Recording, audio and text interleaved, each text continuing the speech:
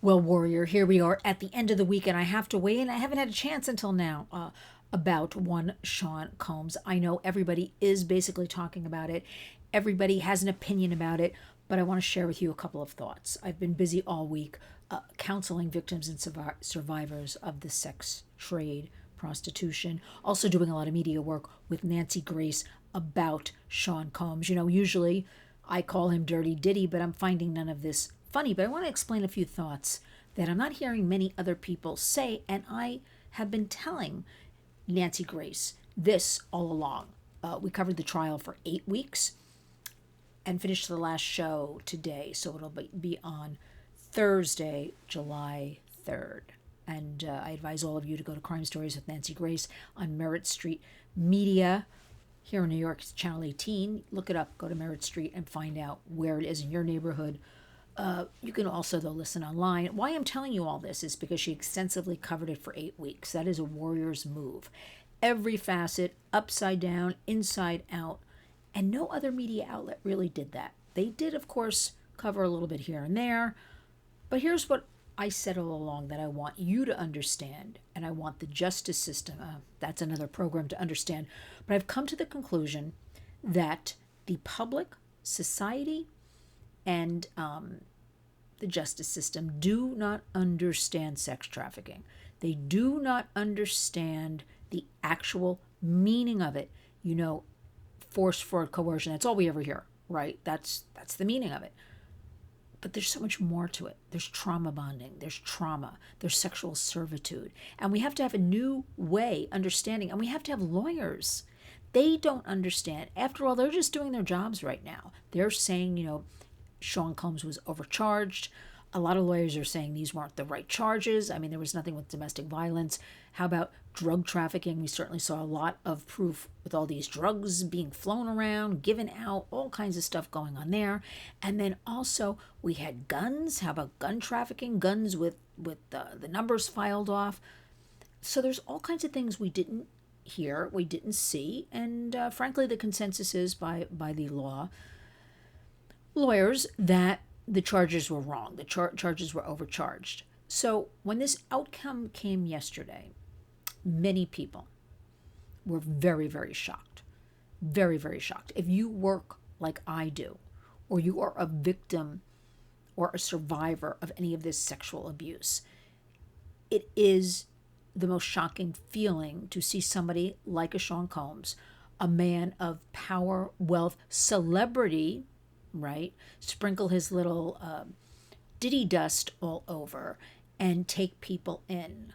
The jury did their job, in my opinion. They didn't understand sex trafficking. There was nobody there to explain it to them. So under the eyes of the law, they went with what they had. I kept hoping, no matter what, that Cassie video of her being dragged in the hallway at the Intercontinental Hotel in LA, that would just stick in their minds, and they'd make him, of course, guilty on everything. But yesterday, for me, my heart dropped when, for victims and survivors, that's where my heart dropped. And I kept thinking, this is why they report all the time we don't come forward, because the justice system most likely, instead of looking at truths from survivors, victims, they look at wealth, and they look at these predators, and they look at celebrity and status, right? And so this trial was not about Sean Combs even. This was about all of those silenced voices that don't come forward because something like this happens. But I'm here to say there's actually a lot of good news with this Sean Combs case. First of all, right now he's sitting in jail. Thank goodness the judge did not grant him bail. I don't know what's going to happen down the road, but for today, he is sitting in jail. That stinky MDC facility that I wouldn't want an ant to live in here in Brooklyn, New York. And you know what? His family fully anticipated for him to go home. They were planning a barbecue up on 135th Street upon his release. An all-out block party. We also hear Star Island, where his Florida home sits, a very exclusive kind of enclave island. You can only reach it by boat. That they were preparing. We hear from our friend Rob Shooter from Naughty and Nice, who's got the inside scoop on a lot of things.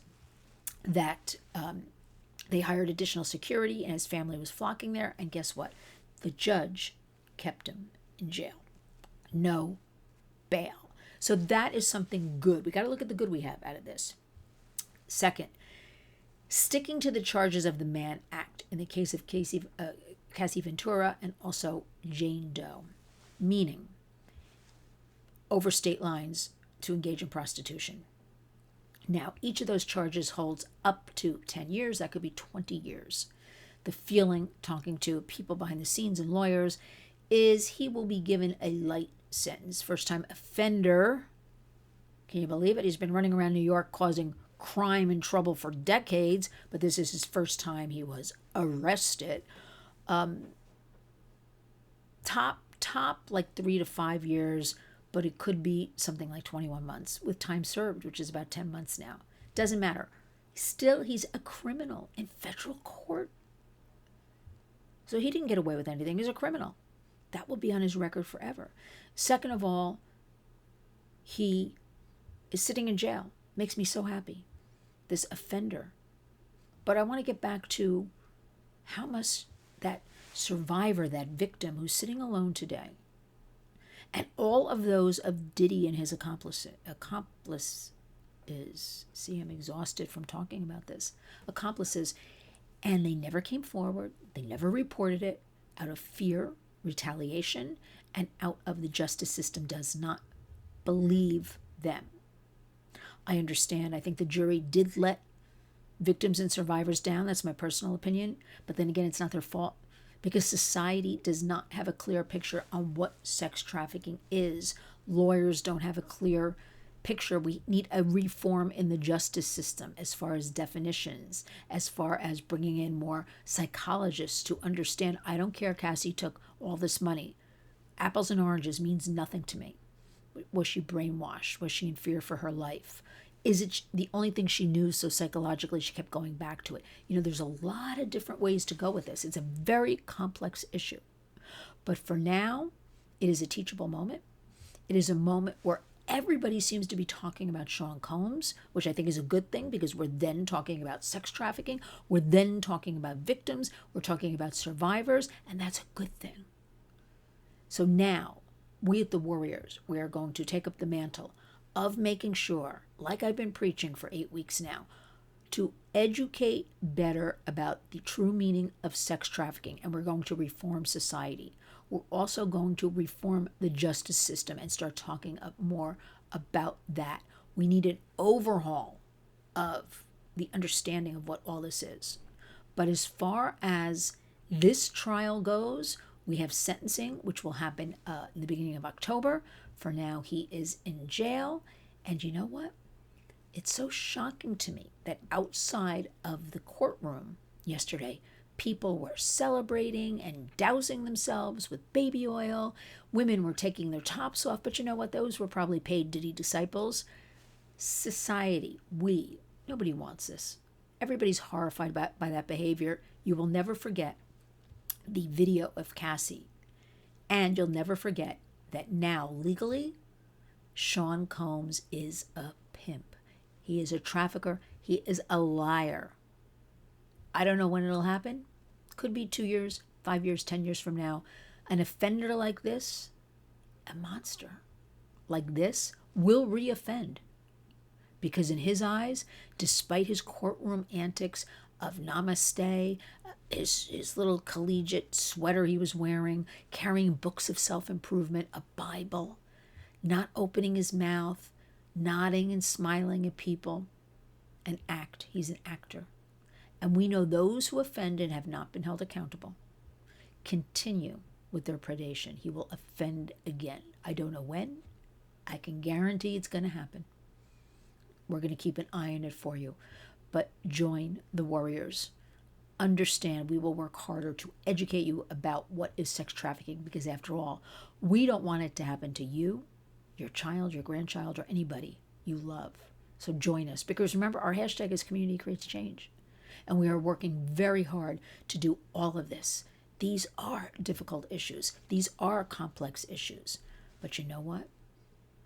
Things are very hopeful. A lot of things are going in the direction of the pendulum swinging back. We're chipping away. Join us. Be a warrior, volunteer, donate, share these videos. Go to our X account. Go to our Facebook and our Instagram. It's all called Lynn's Warriors, because I want you to be a warrior along with me in your home, in your community. And join us, because our precious children are at risk. And when you wake up each and every day, go out and be a warrior.